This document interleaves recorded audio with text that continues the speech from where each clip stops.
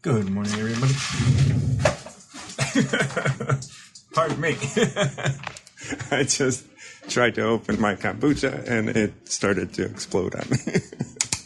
So I'm just going to do this over the sink really quick.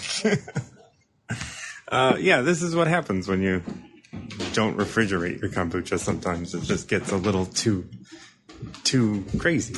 And now I got to wipe my hands off. Ugh. This is great. So how's everybody doing? This is Martin John, and I'm here to talk about the Tao Te Ching and pour my kombucha in a glass. Okay, now I'm all ready. Wipe my hands off really quick here. Okay, yeah. I'm going to be sticky in a bit. So the Tao Te Ching is an ancient text written about 600 BCE. Presumably, actually, it was written a little later than that, probably around 400 BC. And maybe, I don't know. You know, it's hard to... this is why I don't focus on the history of the Tao Te Ching, because you never know. Who cares? This is what we're experiencing now. We don't have to have facts. We don't have to have, as we look at the world now, it's so filled with just false things. It's almost like, who cares? What's the experience that you're having right now? That's the thing that's most important to me, the experience that I'm in and the work that I'm doing and what's going on right now. You know, when I was in Spain, I was talking to a family member and they were like, what I'm most interested in is that which is in front of me, that which is around me. That which I'm doing right now. And I want to say that my kombucha right now is really well. Hear that? It's almost like a soda pop. it's well carbonated. I'm really happy about that. It's loud. I'm sitting here. It's a really great carbonated. Really, really wonderfully carbonated. Got a little excited when I opened it, but okay. So I like to look at the Tao Te Ching as just the text that it is and how it relates to me in this moment. I'm not really concerned with the history of the Tao and the history of Lao Tzu and stuff. Curiosity is an interesting thing. When we get curious, we start asking questions, we start wanting to know more and more and more stuff. We get ourselves in these spirals of wanting to know. But that starts with the assumption that we don't know, that we're not a part of something, that something is separate from us, and that and that having knowledge is going to give us something. And a lot of times having knowledge is just giving us tidbits so we can share with other people. This is all ego driven. We don't need to know how that happened. Maybe we're curious about it, and maybe there are insights that we can learn from it. And I get that. And if you are passionate about getting that information, you should go out and get that information. A lot of times people think that if you don't have that information, you don't have all of the information. Well, that's true, but nobody has all of the information. And so, we're just gonna take the information that we have and have our subjective experience around that. Tanya Cooper is going to join me this morning. It's always nice to have somebody new. I think Tanya's new. Tanya, how are you doing? Sometimes when people join, they do so erroneously, or they do so and don't have their mic set up properly and stuff, and they want to join, but they can't, or they can't be heard or whatever. Either way, Tanya, I can't hear you, and if that's good for you, then you just stay where you are. I usually just give everybody about a minute on stage just to figure out anything that they need to figure out, just in case their microphone isn't turned on or connected. They can figure that out. And if they want to go away, I can very easily take them off after a minute. And that's usually what I do, just because if you don't know what this is, if you're new to this, if this isn't something that you were trying to do, then I don't want to stress you out or nothing. So what this show does is we look at the Tao Te Ching. The Tao Te Ching is an ancient text, as I said earlier, written about between 400 and 600 BC. Again, I'm not interested in the history of the Tao Te Ching. I'm interested in the text and what we read. So if you're interested in picking a number between 1 and 81, if a number is calling out to you, or if you want me to pick a random number, I could do that as well. And we use this as an oracle. We use this to gain some insight and knowledge on how we can deal with situations that are going on in our life right now. Right now, I have a workshop tomorrow, and tonight I have a healing circle, and then I have a couple clients on Sunday.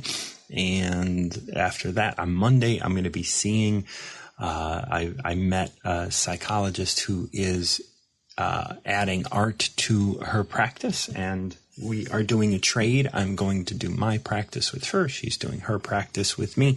And so we are exploring that together on Monday. And then Tuesday and Monday and Tuesday and Wednesday and Thursday and Friday next week, I'll be working on the mosaic that you guys probably have heard about already. So those are all the things that are going on in my life. I just kind of go about my life doing the next most obvious thing. And that's a wonderful way for me to go about my life. I really do enjoy just kind of doing that which is in front of me, doing that which is the next most obvious thing. You know, life is easy, and I enjoy living it. So today, I'm going to go ahead and pick another random number. 69, an invitation to conflict. I was actually, I don't know if I was talking about this verse on here today or yesterday, or if I was talking about it somewhere else. But I was talking about this verse. I believe it was this verse yesterday. I was talking about a verse that related around conflict.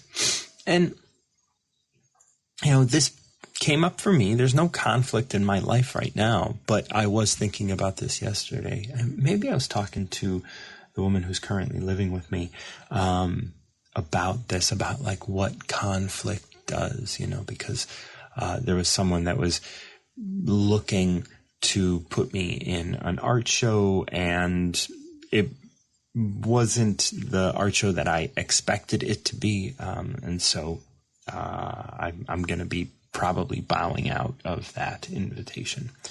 So this, I don't know if that is all that relates, but this one is entitled An Invitation to Conflict.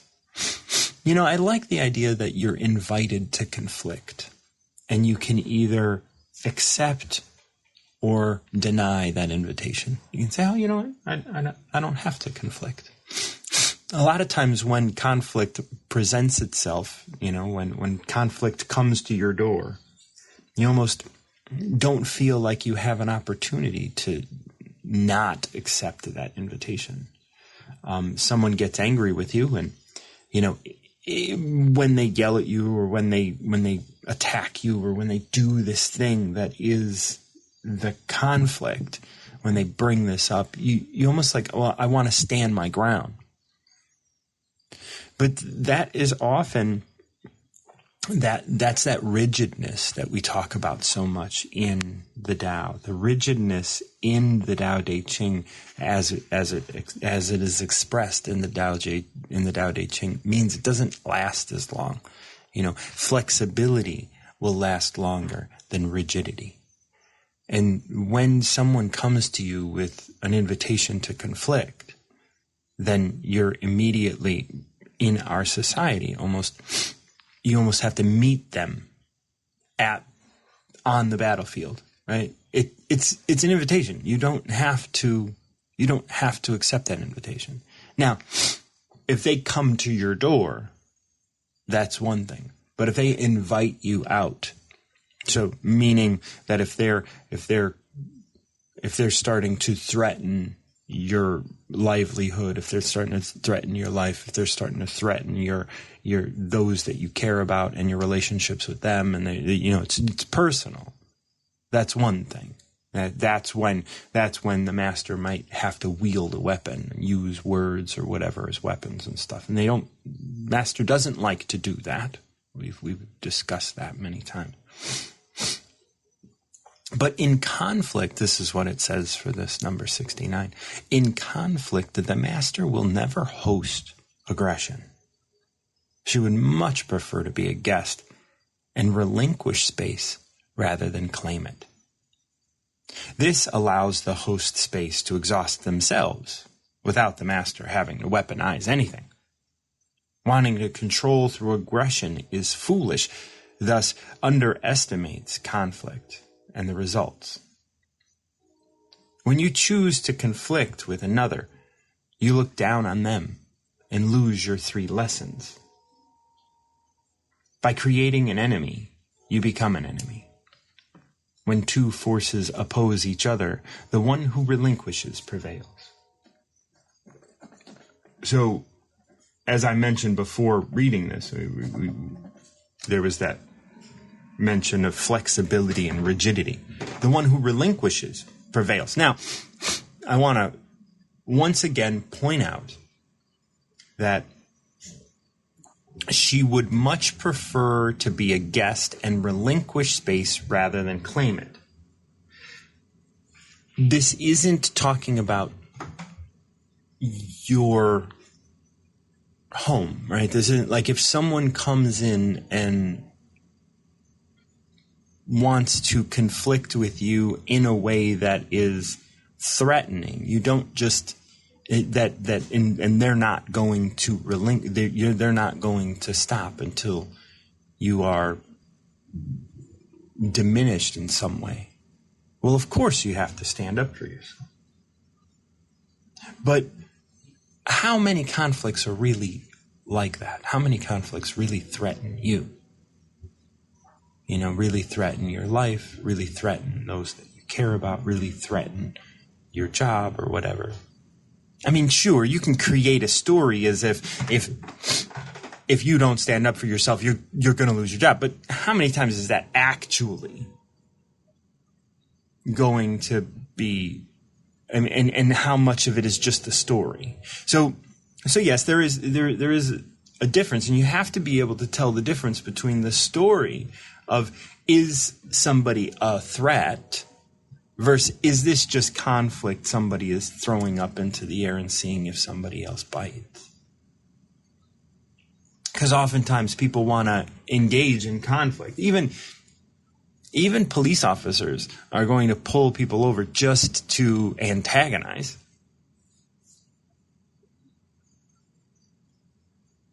They're not better people than everybody else, right? Politicians do this, police do this, and it's the marketing and advertising and television and the internet. They does this. They bring up conflict, and you meet that conflict. You meet that conflict with all that you have, all of this energy, all of this worry, all of this negativity that we bring to the table. In conflict, the master will never host aggression. It's interesting thinking about television and advertising and the internet right now as it is, especially as it relates to politics here in the United States, right? In conflict, the master will never host aggression. How much aggression are you hosting in your heart right now because of the political environment that we're in? How much aggression are you feeding just because somebody else put something online. How much aggression are you welcoming into your mind and into your home and into your life? Are you a guest, or are you actually hosting it for them? They sent it to your doorstep and you've brought it in. You don't even have to open that door. But it's so tempting, isn't it? To open the door and invite that aggression, invite that conflict into your life, into your heart, into your mind. And then that stirs you up. And that creates all of this negative energy flow in your life. In conflict, the master will never host aggression. She would much prefer to be a guest and relinquish space rather than claim it. Let them take the space they want. Don't bring them into your home. let them have their way with the energy that they want to have. Let them do that. And then they can make money doing all this stuff. Good for them. Good for them. Whatever. This allows the host space to exhaust themselves without the master having to weaponize anything. In this landscape of the internet, how easy is it to just create content now? You know, I could just sit in front of a camera and I can make something, and I can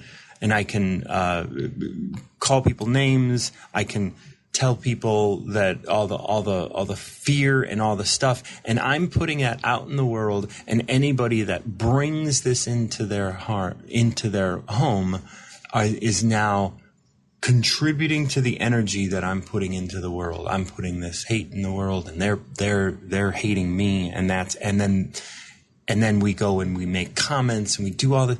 Imagine if no one watched it. Imagine if no one commented. How far that conflict would actually go. There'd be no conflict. They would just exhaust themselves. They'd be making more and more content, trying to make it more and more engageable, trying to make more and more people upset, all falling on deaf ears. Because we don't want to host aggression, and we're not going to your dinner party. You know, we're not going to your conflict. We're not buying it. Wanting to control through aggression is foolish. This underestimates conflict and its results. This is so beautiful. Like when we talk about this idea of like hosting conflict, and it underestimating what conflict is and the results that it brings. Chelsea, how are you? Good morning. How are you, Martin? How was yesterday? Yes, I couldn't make it because unfortunately I'm only going to be able to jump on every other day now because my new student went into a new class, and he's in art class, and it's very, very instructional.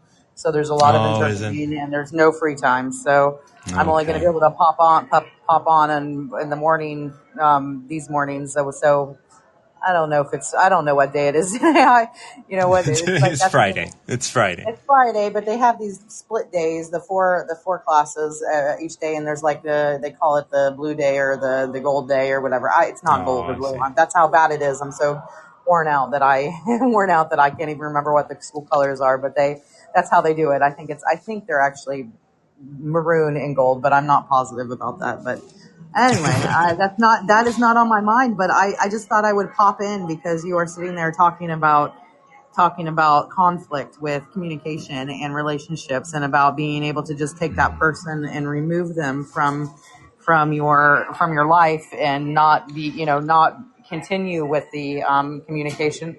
But I think a lot of people have conflict about that because when they have a family member or someone in their family, they feel like it is what they're used to, and they feel like they're almost the bad guy for not choosing to still be a part of that relationship, because it's your parent or it's your family member who has done things for you, that has been there for you, that has always been a part of your life. And when you have to delete them in your life because it's gotten so intense, it's a pretty hard thing for a human to have to, to choose to do, because they are somebody that is your family. And if they are your family that are a big part of your life, have been a big part of your life for most of your life, it's very hard to exit that relationship.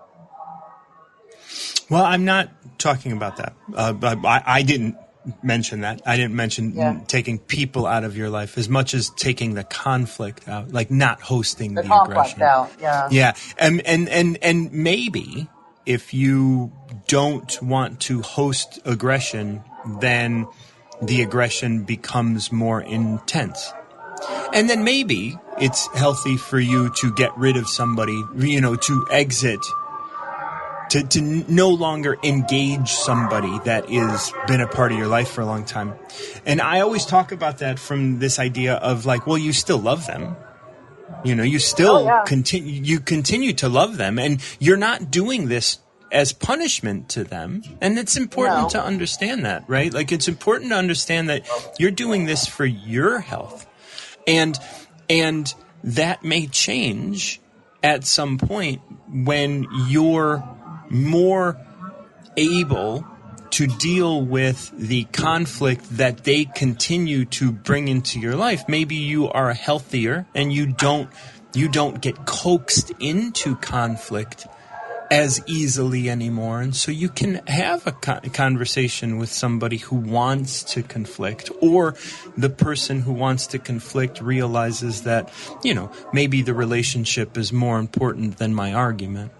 And so there's always, like, it's never, and I don't ever try to, just so you know, I don't ever try to make up scenarios as to what's happened. If I'm talking to somebody. I didn't think you were. I think I made a minute and not clearly explained myself, but I just said that when listening to you in the conversation, I goes through my own head and my own experience with my mother and my relationship with her, and how toxic it really is, and how hard it is for me to let go of that relationship, because I feel I really do owe her quite a bit. I feel like it's weighed down on my shoulders because of the things that she has helped me with in the past, and the way that she has tried to be a mother to me. But I understand what you mean. But I was just, it really kind of just harshened, you that whole, like, removing that, energy out of your life. I've had to completely almost remove it completely, completely out of my life, because I can't be a calm and healthy minded person around her energy. Absolutely. So. And it's sad. You should know that I did not talk to any member of my family here in the United States for 10 years. Oh. During my addiction and recovery. You were addicted to something for 10 years of your life? Well, 13, but but during the end of because I started really young, so I was still living with my parents. But after, from like 18 to 28, I didn't talk to any member of my family, like in that range. Well, so, then I can understand how you can feel that way. Yeah, and it was good for me. Like it was definitely guided by Tao.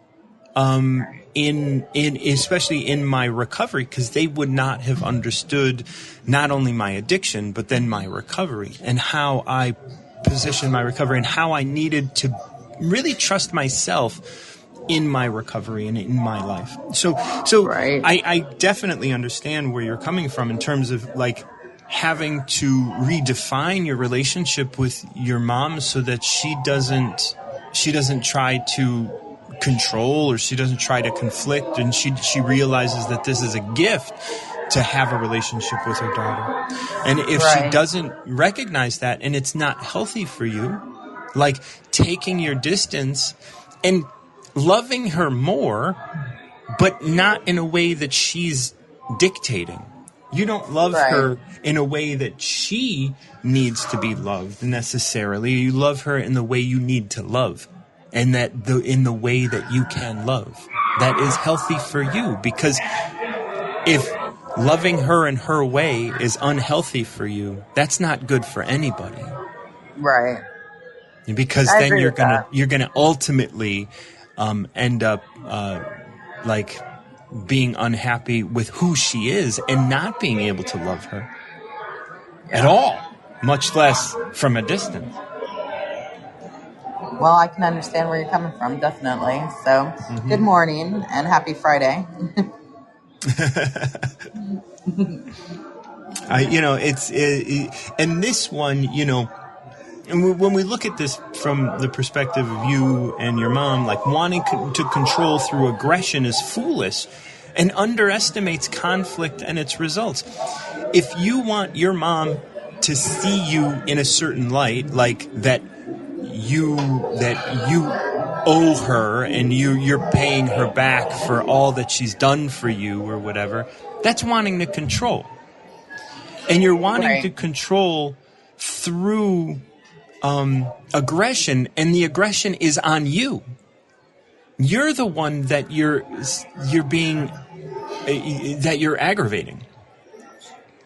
Right. You're forcing yourself to do something that you're not aligned with. Yep. Yeah. And that underestimates the result. I've stepped away from it because unfortunately, I've completely separated myself from my relationship with her. And I say that, I don't hate you. I love you. But we can't be civil to around each other. And you always have some kind of dispute with me, some kind of disappointment with me, some kind of, angst that you have against me. And you seem to think that my child is doing the same thing with you, but you don't take responsibility for whatever the business of the physical and verbal attacks that you put against people. They don't accept that. They're not comfortable with that. And it's not me. It's not my fault that your child, my child, is still going through the same thing I've gone through with you for years, because you have not been able to, for whatever reason. She has been in counseling for years, and she tells me all the time, I'm in counseling because of you. It's you that did it to me. It's you. And I'm like, well, I'm not always there. I'm not always around you. I don't live with you. So it's a lot to carry. It's really why I've been looking for these kind of trained, meditations and Tao and all the other things. I'm looking into those things because I need to be able to figure out how to feel calm inside, because I do feel probably a 24 hours of angst, feeling like, oh, what else am I going to hear? I get contacted about, oh, you did this to me, text message. And a lot of times I just don't read them, but then that makes it complicated because there are different things that have been involved with my children's medical needs, and she's been involved with them and she's helped me. So I kind of have to keep in touch with her for that. And then whenever I do connect with her, she's like, oh, well, you decided to talk to me. So it's a very hard way to live life in a relationship with someone like that. So I have very much, Yeah. But I applaud you for doing what's good for you, because you are not necessarily making a decision for the rest of your life. You're making a decision for this moment. And this moment might last 10 years. Right. This moment might last 1 week. Right. But you are aware that you are making a choice. And you're aware why you're making that choice. Right. Well, I really do think that it is much more. I've learned that it's so much better to not accept communicating through that kind of, hostile communication. And then, I would love to be able to reconnect, and be able to, communicate in a better level where we can solve the problems, but it just doesn't seem to take place that way. And so I've had to really Currently, it doesn't. Currently it doesn't. Right. Well, it hasn't been doing it since I was a young girl, so, but it's all good. No, I absolutely understand, but we have to also, you see, all of this is about doing things in good faith. Yeah. Your mom may not be currently acting in good faith, but for you to act in good faith, you have to leave room the possibility of your mom changing. Yeah. That if we close that off, if we close off the idea that I can see my mom differently, then we're not acting in good faith. Yeah. Because change is the only constant And eventually that's going to change too. Eventually your mom's attitude is going to change. And you don't know what's going to cause it. You might not be the impetus for her to learn that lesson, but it may come from somewhere else. And so being open to witness that. Yeah, I really do because she's going to kill herself with all of this anger, animosity and anger. Both her and my sister, they've got so much anger towards so many people.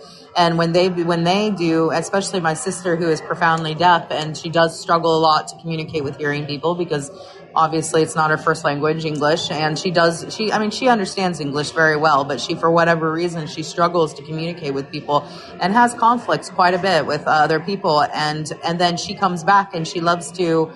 She had this very, very serious conflict with a relationship she was temporarily in, and she came to me and she blamed me for the fact that they weren't working out. And I'm like, what did I do? And I'm like, all I did was meet the person one time, and they had asked me about, her history of her behavior. And I said, well, my mother and my sister have a history of having a strong temper, but that's all I said. I mean, it was all I said to her, nothing else.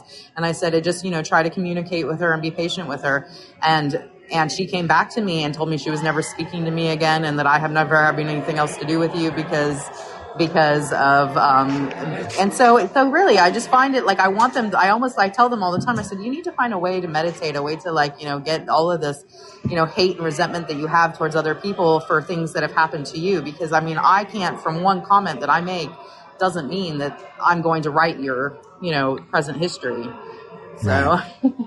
Yeah. So I'm sorry to get then that's that mood, but no, this is and you're doing, I think you're doing, a marvelous job trying to maintain a toxic relationship with family in a healthy way. And sometimes, and there is a point where you realize that it's health, not being. Yeah. It's so, and yeah. I really just want all the best for them and for everyone else in this world. I just want everybody to thrive. It's really all I want. The more they weaponize things against you, the harder it is for you to want the best for them. No, it never changes for me because they are my family, and I've seen the good in them. I've seen the beauty that they have. And I think that's a really nice sentiment, but it's right. That is a threat. And it's so much easier to love somebody when they're not beating you. Yeah. In one way or another. Yeah. Yeah. So, yeah, it's a lot. It's a lot that it's like really, I'm now, because I am in a new relationship, and I'm really seeing so many different behaviors that are so similar to the relationship I was in, my last relationship, my long-term relationship. I was married. It's really just blows my mind. I mean, I must really have a type, because I have people who are so. Oh, you dropped down. You can come back up if you have the time. I did hear the whistle blow, so I don't know if that was meaning that there was something shifting or changing.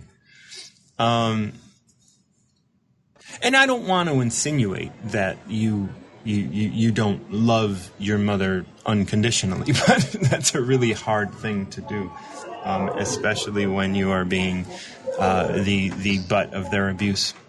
Go ahead. Right. Oh, I just was dropped for a moment because I think you have a time limit on your. Yeah, 15 minutes. Yeah. So 15 minutes. So no, it's all right. I just have I was dropped, and so I just came back in. But I don't know if you had you were speaking, so I don't know if you if you realized I had been dropped. But but for the most part, I really, what I do is I love them from afar, and if there's something that they need from me, I'm polite to them and I'm kind to them. But I mean, when it comes to spending time with them, I'm not around them much because they're my values are different than theirs, and their opinions of me is very negative, and I don't need, and none of us need that. None of us need that at all. So. Every day I just wake up and just realize that I really don't have the time to dwell or worry about it because I'm busy as a sign language interpreter and I'm working all day. And so when I do come home, and I am home, that's my time to be quiet and be mindful and to be able to spend my time with my boys and to be able to give them all of me that I can. And they went trick-or-treating last night, or my younger one went trick-or-treating. So that was a lot of fun. We ended up doing that, and we didn't think the neighborhood was going to have that much going on, but it actually turned out there were quite a few families involved. So it was a nice experience. And they texted me, and they texted me, both of them texted me and they said, why didn't you invite us to do trick or treating? And I'm like, well, because you never asked me to, you never asked to come, you don't want, I can't force you to be involved. I can't read your mind that you want to be involved. And then I got another lashing. Well, you just hate us. And that's really what it's about.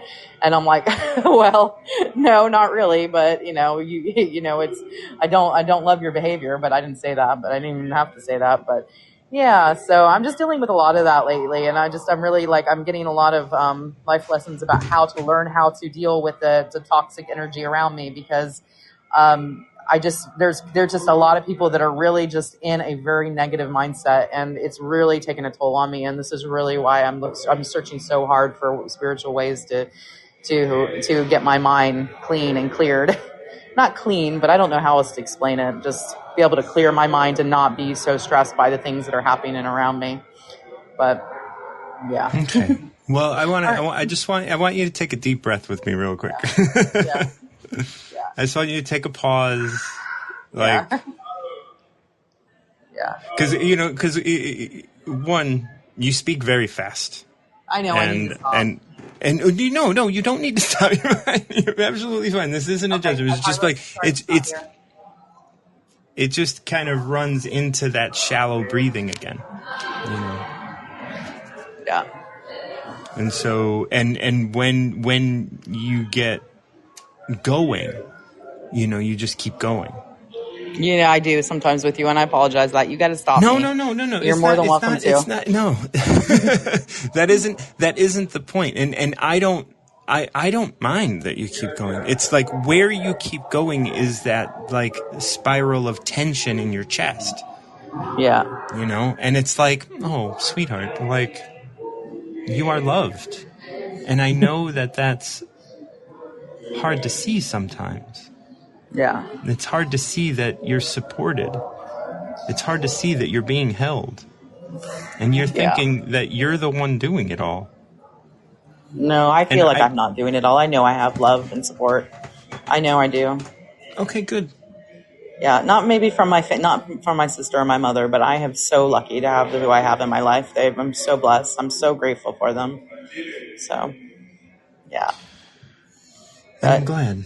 Anyway, I'm going to need to get off because they are starting class, and I'm so sorry if I got a little bit crazy with you. It's not.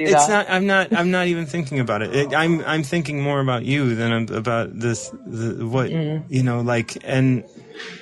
I just want you to take that breath. Yeah. Okay. Yeah. And I want you to be able to when you feel your chest is all tight, when you feel your shoulders are tight, take a breath and just try to pretend you can relax. Right. and then sit there. I think you're doing great.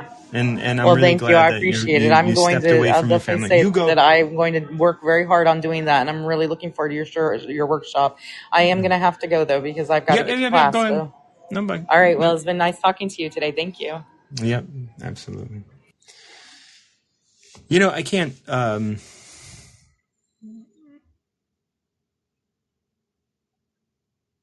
I can't do. I don't do anything on here. I love you guys, and Chelsea, I love you, and I'm really glad that you come on and you feel this space is a place for you to do that, to speak and to share. And I'm never, there's no judgment and no criticism on how you show up. I love that this is a space for you to show up at all. And I love that this is a space for you to show up and be vulnerable. And talk about the conflicts that you're having, you know? And it's hard wherever we are in our journey to be able to, to be able to make choices and things. And, you know, when we talk about being in conflict, you know, there is this line, you look down on them, you know, so when you choose to conflict with another, you look down on them. And that's the thing, you're not looking down on your mom. Your mom and sister may be looking down on you because they're choosing to conflict. You know, you went trick-or-treating. You didn't invite them, really, because you didn't want them to go. You didn't want them to go, not because you hate them, but because they're going to bring their conflict with them. Maybe. I'm speaking out of turn here, so please, you know, I apologize for that, but I wanted to try and bring this around. I would believe that would be the case. Like, you know, because, you know, we have people in our lives where they can look at us and say, well, you don't want to talk to me. And it's like, actually, no, I want to not talk to you right now. But it's not that I don't want to talk to you, right? It's like, I want to not talk to you at this moment. But there's a difference. And so it's just kind of like people when they say, oh, you hate me. And they go to that extreme. These are people often in some sort of active addiction. And the reason that they do that is so they can be the victim of you. But you're not victimizing them. They're feeling victimized by your strength.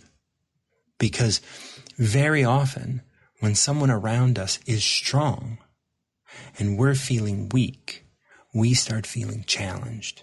And when we feel challenged, we point at the person that is most conspicuously challenging us. I told my friend one time who takes care of his house and his garden and stuff, and his neighbors are always victimizing him. The neighbors were always coming out and yelling at him and telling him, why do you get off my property? And he's fixing the flowers in his property, but maybe he stepped on their lawn or whatever. He's like, oh, get off my lawn. And I said, you know, they're only upset because you're exposing their laziness. They look at you out there doing your garden, making it beautiful, winning awards in the neighborhood for, you know, curb appeal, like whatever, all that kind of stuff. And in doing all of that, you get to this place where you irritate your neighbor and they come down on you. They bring their conflict to your door. And that's what happens. It happens so often. We're going to bring up Renvi Griffith. Renvi, thanks for joining me. I believe this is the first time we've chatted. Renvi, how are you? I'm good. Can you hear me? I can hear you. Thanks for joining me. I know. And I did join you one time when I discovered you, like the first day I saw Noon Vibes. But it was great because I picked my number 3, blah, blah, blah. So it was great. So I've been listening to you a few times. Oh, good. I'm sorry. I did not remember. Hundreds of people. There's lots of people. Yeah. So I just wanted to call in because I'm doing good, but I am in the hospital. I had some weird crap happening where I was just like falling asleep suddenly. I had a couple car wrecks, But it's good now because they did a CT, they did an EEG, they did an EKG, etc. They figured out what was wrong with me. It's basically over medication, which I've been telling my doctor for 4 years now. But yeah, they love medication. Yes, they do. So whole point being is the nurse and everybody was in here, and I kept going. I got my little reminder about you at like a few minutes before 7, and I was all pumped. Or 7 Eastern time. And then I'm like, okay, y'all people can leave now so I can listen. So I finally just now got to you. And I wanted to say good morning and that I've had a lot of shitterton happen in the last year and a half which is fine. And yeah, this is like, I've never listened to podcasts, and I'm like, yeah, it's great to listen to you. I discovered you one morning, like at 6:30 or 7, whatever. Yeah. And yeah, you did the number thing with me, and my jaw dropped. And then you actually sent me a thing. Water is like the next day and I look at that a lot. Yeah. So I want to say thank you. Oh. Well, thank you. Like it's wonderful just to be able to. I don't know. Ultimately, I just do what I do, and I love the Tao, and the Tao has helped me a lot, and I love presenting it in this way of just being, and it doesn't ask anything of you, but you can ask of it, and you can ask of yourself, and I think that's a really like. It's a very hands-off sort of approach, and I really appreciate you just bringing it up. Yeah, and like you're saying too, it's like for me, there's no pressure, or I don't have to think hard about like, whoa, me, this, whoa. Right. I learn from it. You know what I'm saying? I've started applying it, and it's things I already wanted to work on, like growing and getting closer to myself, and because I'm like sorry for the language. I do a shit ton for other people, and I'm way too nice, and it's exhausting. And I'm like, fuck it. I'm like, no, I'm gonna take care of me, because it's really kind of affected me this last year. And I'd like to kind of take that into the energetic realm, and think about like, it's exhausting for you, and you had an experience, like, yes. Over medication, sure, all that. Like, it's but you're not a victim of the experiences you have. The experiences you have point you to yourself, and you're falling asleep. Yeah, it's a weird thing. I wrecked my car twice, and I have no recollection. For 15 hours, I had a time lapse where I was functioning and just have little flashes of like a guardrail spinning out, and I wake up at 10:30 the next day. From 3:30 to 10:30. Got some recollections of getting me some pumpkin dazzler or whatever at Starbucks and chilling out, and then it's just a blank. But everybody told me what I was doing later. They're like, oh, you were up at 9 and you met Wendy. And I'm like, what? What? So I wanna just point out, we look at the experience that we have to kind of inform us about how we're living our life. Yes. Energetically, right? And so we look at that and we look like you weren't in control, and you were asleep. Yeah, and basically. Yeah. What's interesting about that is like when you're doing things for other people, you're not in control. And if doing things for other people is just the rote and the thing you do without questioning it, without really saying, is this important? And it could be said you're asleep. Yeah, a lot of it has been legit. Like my dad was hospitalized 5 times in last year. It was hard. But legit doesn't doesn't necessarily mean that it's not energetic. Draining. Yeah. Also, no, it's not draining. It's, how can I explain this? It's, you are laying a groundwork in your energetic field that is attracting incidents that you experience that resemble that energetic field. Got you.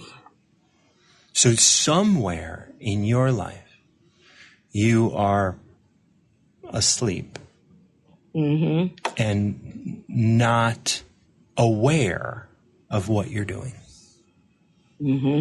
of what you're putting. And that may come from really deep trauma in your childhood, deep sort of frame of reference of like, if you don't help others, you will be lost, or you will be whatever, and so, so there are usually signs and it may even be past life stuff that you're not privy to in this body, directly. So there may not be a impact event that you can point to that can say where you're at. Let's go ahead and pick a number. Let's say between 1 and 81. 21. That's part of my room number. Okay. It's 2133, and I have this big thing we talked about 3. Multiples of 3 are somehow like... I remember that, yeah. And I thought it's from 3 is a lucky number, the little schoolhouse Well, rocks. 2 and 1 make 3, Oh, shit. You're right. Yeah, my room's 2133, and that's why I was like, I do something different. And that's 9, which is 3 times 3. 3. Yep. So let's just see. It's all good. We are being held, and 3 is a godly number, right? And so there's a lot here for you. Okay. So 21 is Tao is not temporary. Okay. The master is at peace, knowing she is of manifestation, and that manifestations are all temporary. Knowing this, she always follows Tao. How can she be at peace knowing she is temporary? Because she doesn't cling to life or ideas, and still she is fulfilled. Tao cannot be fathomed or known. How can she follow it? She allows it to lead her from moment to moment. Tao is and is always, even before the manifestation of time and space. Tao is beyond both temporary and forever. How do I know this is true? The evidence is within me, as it is within you. Wow. Yeah. And when I look at this, it's like you live your life and you explore your life around you. And, whether it's through medication and action and things, and you're in hospital right now, and I hope you...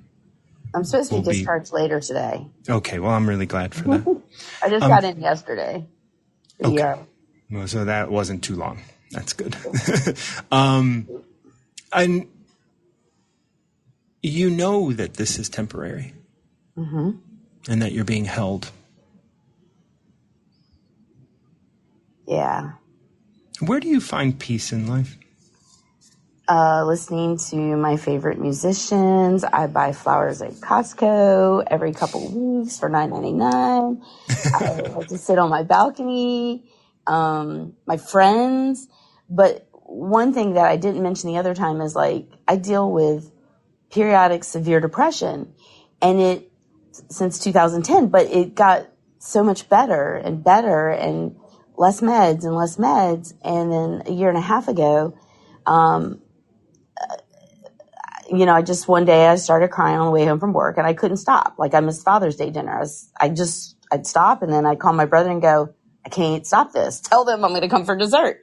Yeah. And that started this thing, and I got injured. I'm a massage therapist, and I kind of re-injured myself trying to go beyond what I should have been doing. The guy was so big, he was up to my chest level, and he wanted deep tissue. And, all I had was 30 pounds body weight to work with, for pressure and resistance. So I really jacked my neck up, and I couldn't work for 6 weeks. My neck and shoulder, right upper back, hand, arm, everything was frozen and just in pain. Your right side. Yeah. And I'd already was going to a chiropractor, x-rays, saw what's going on with my neck, and they're massage didn't do, and it just exacerbated this. I was okay. Yeah. So that was really, really scary, because I'm okay, if I can't move my hand, what kind of work can I do? You know what I mean? So that just reinforced the whole day of Father's Day. And then and my mom had severe depression later in life. So it was really scary, because also I made no money for 6 weeks, and it was just, and then it got better with acupuncture, massage, and this and that, and PT over the course of 5 or 6 weeks. And then I was still in the depression, which is just how it works sometimes, or it happens. And I finally came out of it like in September of a year ago. And then my boyfriend, 4.5 months that I'd known for like 33 years, he dumped me at my favorite place and thinking I was cheating. I'm like, what? I'm like, huh? He goes, yeah, I know. And I'm like, what do you know? And he had met some of my guy friends and had gone to breakfast. And I was just like, I'm transparent, And, yeah. So it was a little rough. And then I got undepressed for about a month or so and it came back. And I had 2 years ago, I couldn't remember the last time I'd been depressed. I just remember okay, one time December, I was just didn't feel like going out, but I had people over. So for a month, whatever. Yeah. So that's been really disappointing. And I don't want to end up like my mom.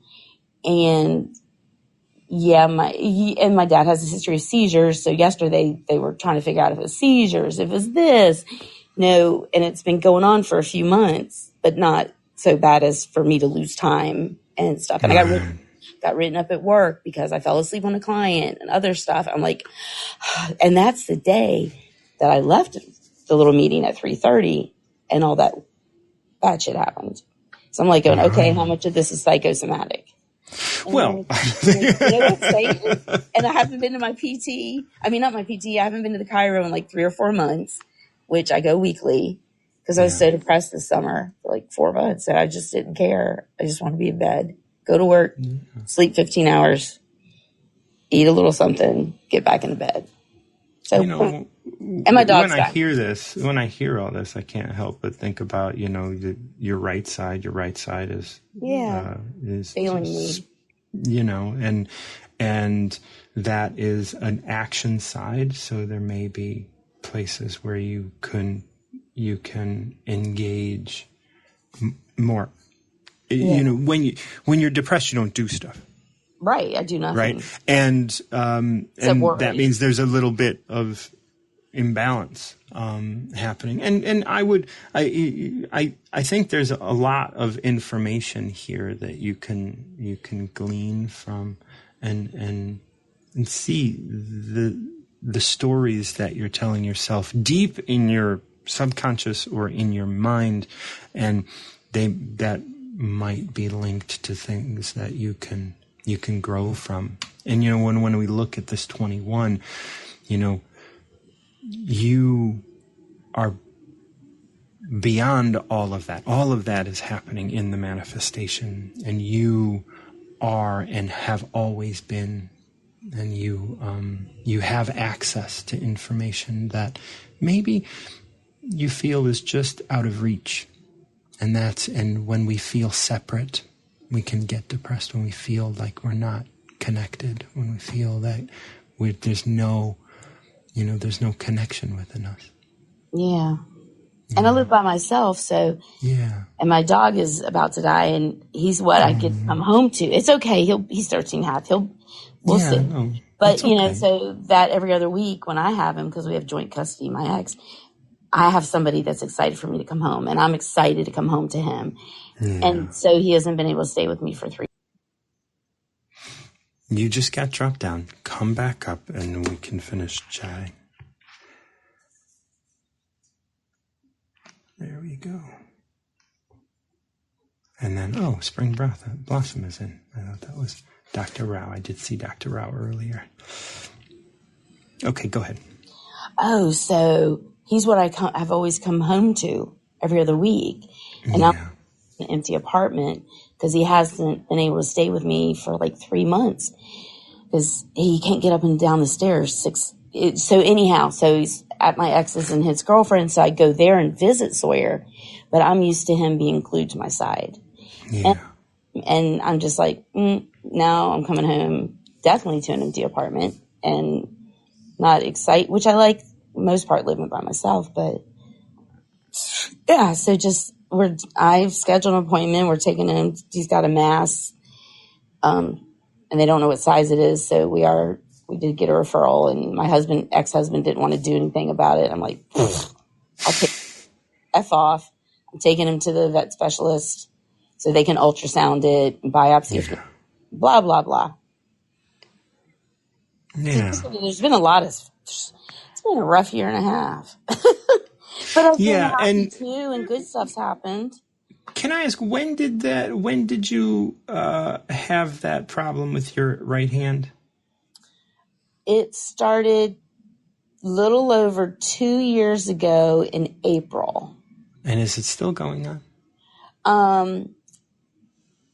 Well, it has in the last few weeks, because I don't know if I mentioned the part, my car got stolen 3 days before all that shit happened. See, this is all energetic, dear. I know. There is something. You are not a victim of the world, and there is something going on underneath the surface here. That's why I'm like, do I need to go to counseling? I mean, I know I'm doing self-exploration. My sister buys me cool books like Manifesting Dreams. And real cool shit. I work on it for 2 days, and then I don't see till the next Christmas when I get another cool-ass book. You know? Like we look at the fact that you fell asleep and got in an accident. And you were safe, when the accident happened? Two accidents. 2 accidents. Within like a couple hours. And I don't really... Yeah, and I don't. Yeah, and then your car was stolen. So that's about. So I would look at that and I would say, okay, that's about my birthday week. And that was your birthday. But I'm so glad I had said I was going to have a week and a half. This is a lot to unpack. I would look at. So one when I had my MS, right, it affected my left and right side differently. Mm-hmm. My right side was motor function, and I couldn't grasp things, right? And so I was just like, and I just like, I wasn't able to hold on to things. That anything that I was trying to hold on to would fall out of my hand.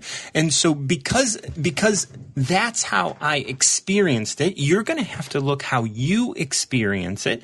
But for what I experienced, I said, what in my life am I unable to hold on to?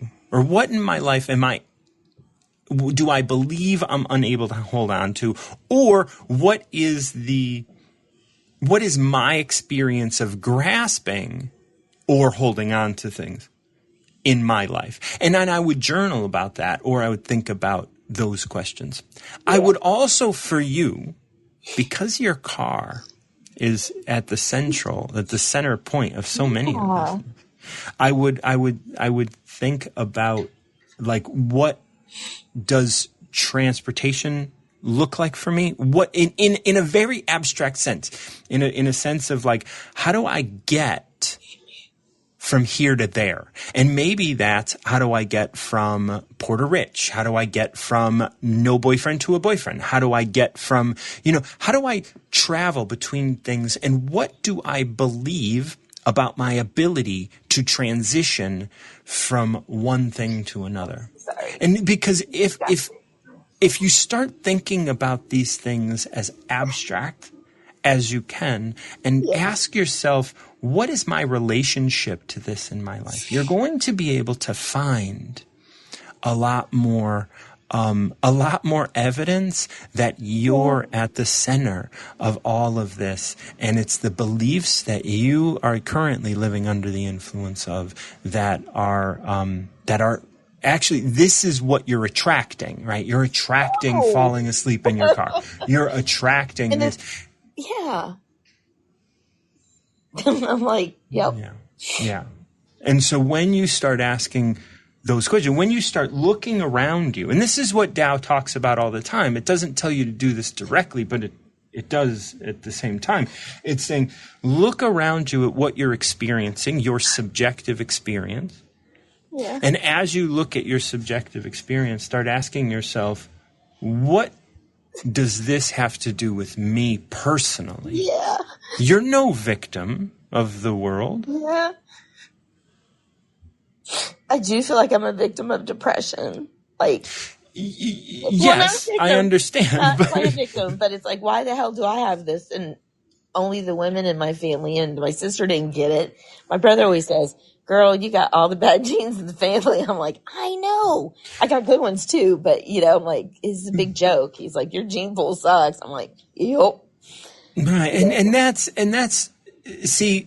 I mean, it's just that mentality, even though it's a joke and stuff, but that mentality does cement into us that we can't do anything about it. And that is the biggest lie. Yeah. I agree. Because you can. And really asking yourself these questions, asking yourself, well, what does it mean to lose, like, what does it mean to me to lose control of my hand? Well, I can't work. Okay.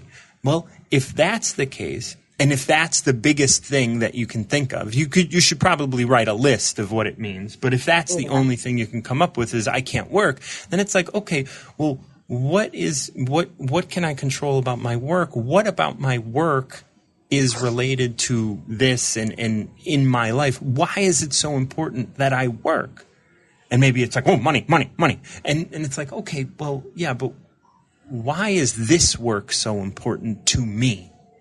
Because I worked my way to being a licensed massage therapist after being in corporate America and this and that and this and that. And it was kind of my reward in a weird way, where I was like, I'm getting myself from working 55, 60 hours and making a lot of money, et cetera, to it was kicking my ass, but I loved it, loved what I was doing.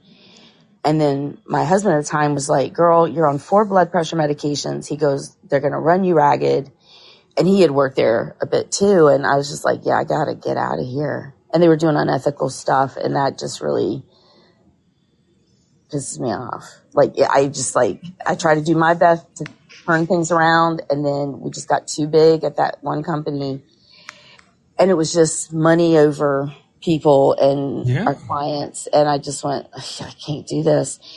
And so I did resign. I gave a month's notice and tidied up all my stuff, and it was great. I didn't have a job to go to, but me and him were like, hey, car, truck paid off, and we'll make it. We'll figure it out. And I had, so that was great. I ended up going to National Personal Training Institute for 8 months and became a personal trainer, which had always been a far off fantasy, and loved it. I did that like 4 years. Yeah. And then rolled into trying to figure out what I needed to do, because I was working at a gym for like $8 an hour at that point, waitressing. And one night my friend goes, you have good hands. I drove home and went, ching, ching, ching, ching. I've got a psych master's and all this experience, and I've got the physical experience and wellness and healing as far as, education experience. And I was like, bam, that is massage. Mm-hmm. Yeah. And then went home that night, found the school I wanted to go to, and boom, boom, boom. But the sucky thing was, for part of it in school for like 8 months, the depression kind of came. Right. And I think older learning, they talk about it a smidge harder. I was with a bunch of youngsters. And so, man, I had to study. I've always been an excellent student, but I was up at 3 a.m. studying all the time. And I graduated barely, but I love what I do for 7 years now. I love it. Good. Yeah. And it's not 50 hours a week. It's 28. And I love it's the fit. And I said, I want to ride off in the sunset doing this. Can I ask how old you are? I just turned 57 on the 15th. Okay. But I have a young voice. Okay. So let's just hold on. So you are entering what is known as Saturn's return. This happened to you when you were in your late 20s, early 30s. It's usually between 4 and 5 year process. And you're probably asking yourself a lot of questions and maybe entering this right now. It's just a phase. It's a developmental stage in our life. In which we really start questioning our purpose. And so opening yourself up to where you're going is really important. It happens right around 60. And it takes a couple years to ramp up and come down. And it just felt like you were like some of the things that you said, I was just kind of like, I wonder if you're flirting with Saturn right now, and you may be. You may. This isn't astrological stuff. It's just Saturn takes 29 and a half years to go through an orbit. And every time it comes back, every time it returns to the area where you were born, it starts to have an effect on your mind, and you start asking questions about your purpose a lot deeper.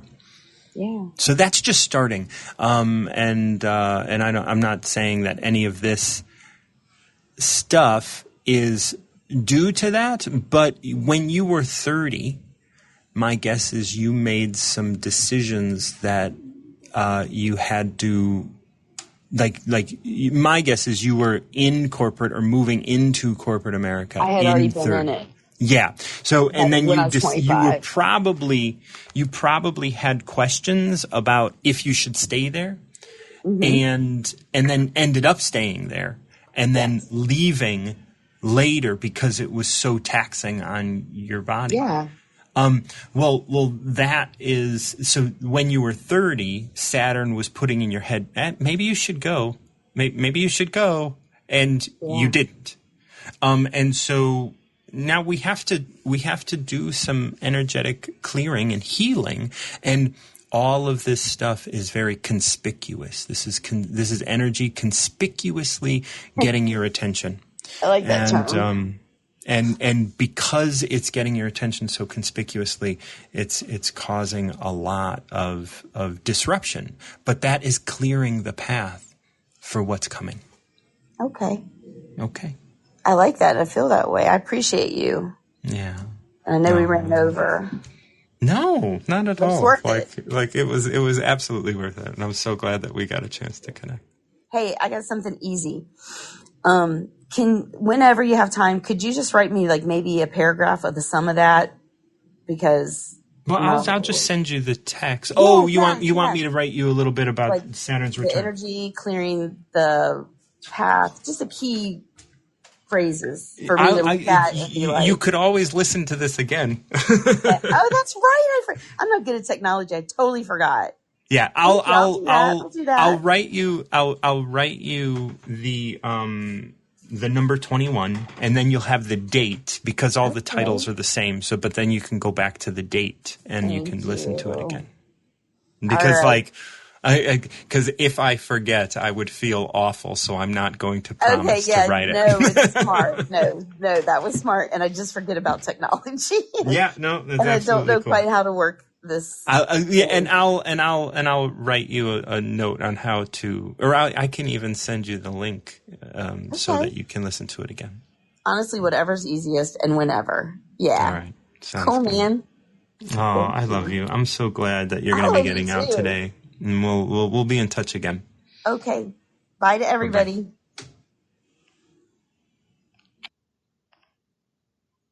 Bye-bye. All right, we're going to bring Spring Blossom up.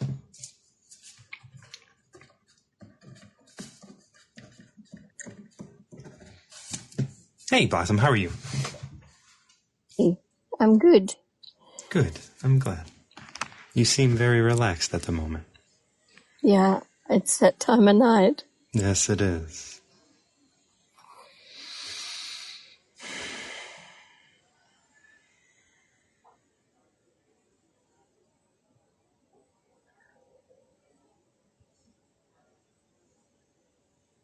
Thanks for being there, Martin John. Oh. Nowhere else to be. No, I love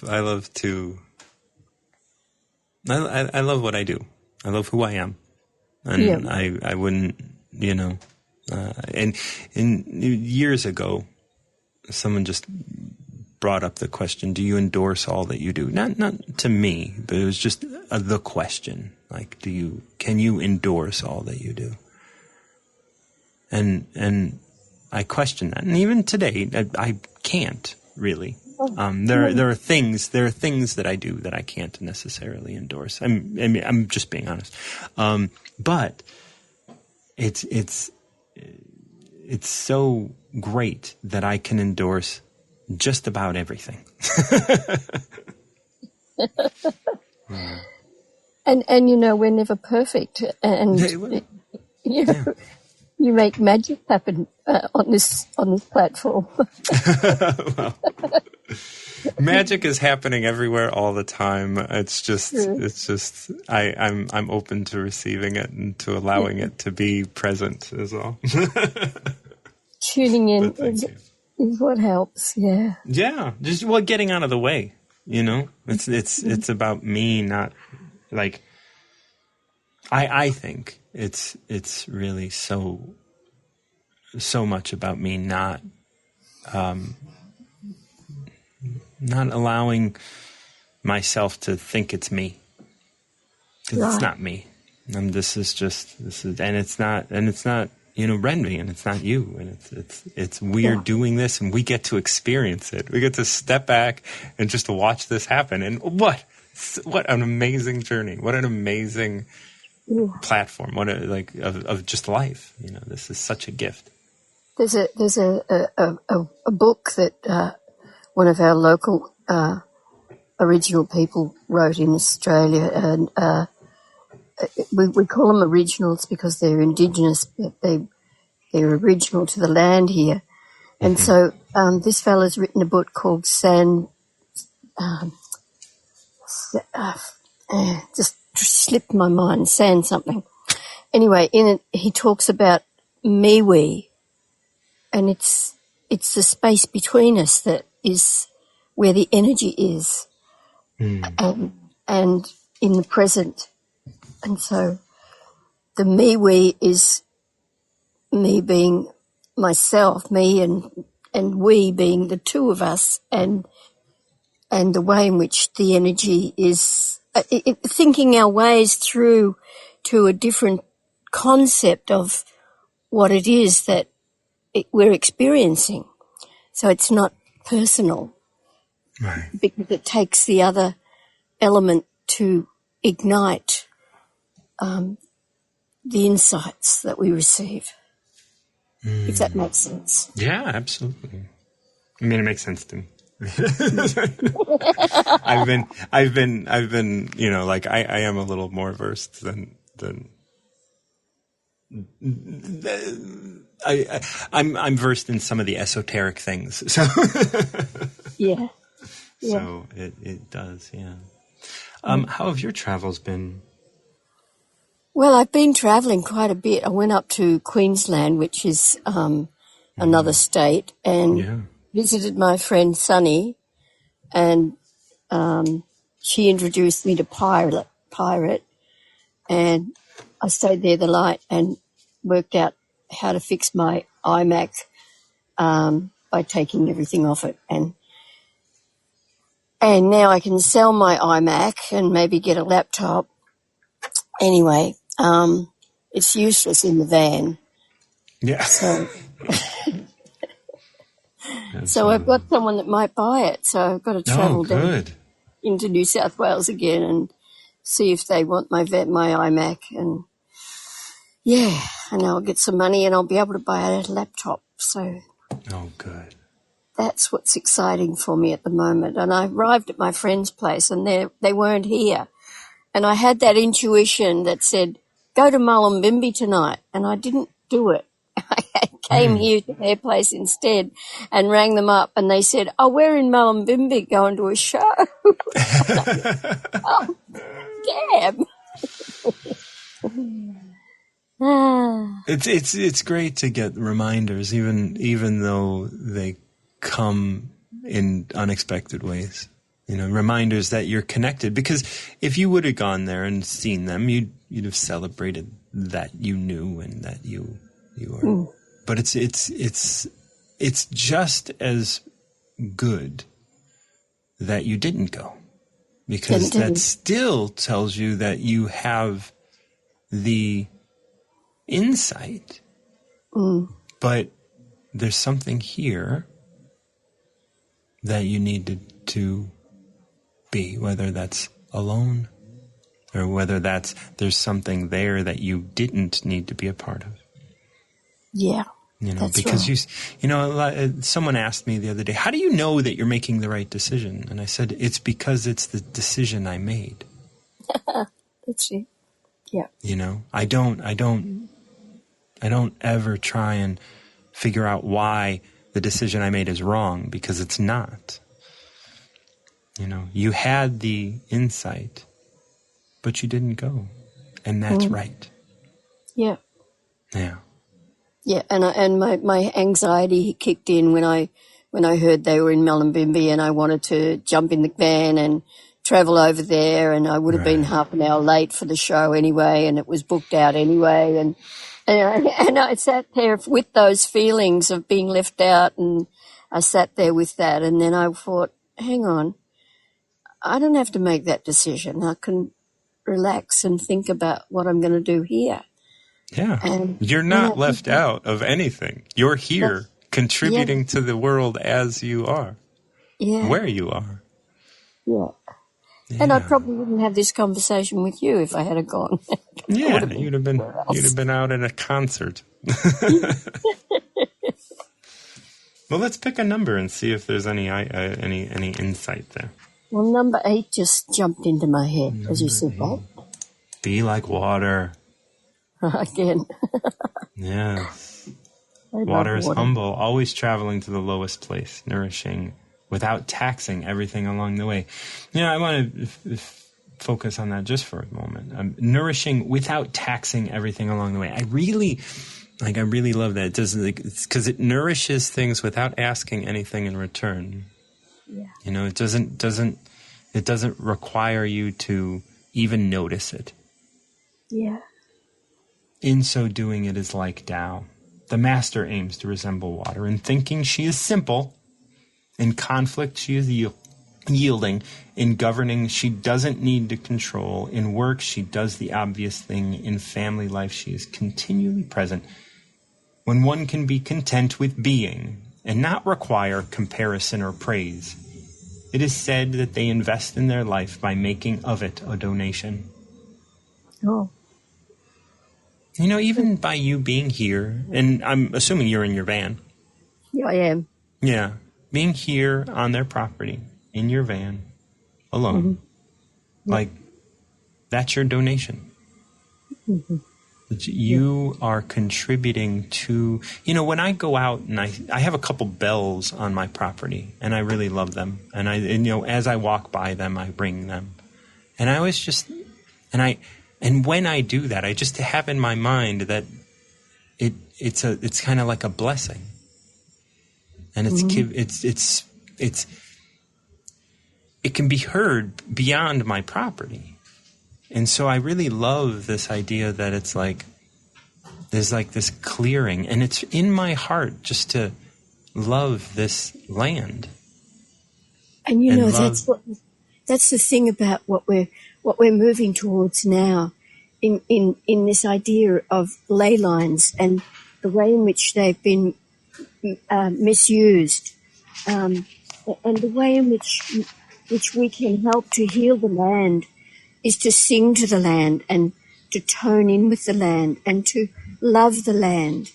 And the sound is the sound that comes out of us or comes out of the bells. And it's like, for me, that whole journey that I'm about to attempt to go into with other people, it's to do with singing the land and enjoying ourselves and loving the land, loving it so much. We're healing it with our vibration, because that's what we are. We're all vibration. Yeah. And I think that, when we think about water, and when we think we want to be like water, we need to be in this space where we can sink into the earth. Yeah. And nourish without taxing anything. We're not trying to nourish the land by destroying it. We're not trying to, like so many problem solvers are out there causing problems while they're trying to solve problems that don't exist. Uh-huh. And those problems, they grow and they grow. And those actual problems, like global warming and all of these things, right? Like that, they grow. because of the choices that we're making, because we're trying to solve the problem of discomfort. I'm uncomfortable. Let me burn all of this stuff to make me more comfortable. And it's like, no other animal does that. No other mammal does that. Yeah.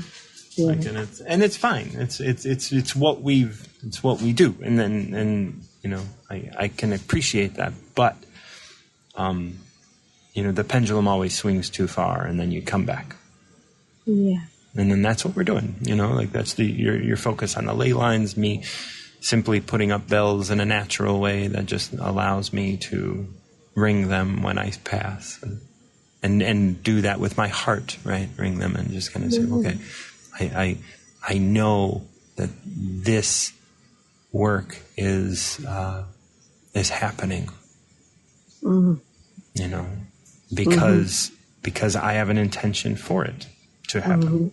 Yes. And that comes back to that last line here, by making of it a donation. I'm making my life a donation to the earth. Yes. Yes. Thank you, Del. Absolutely.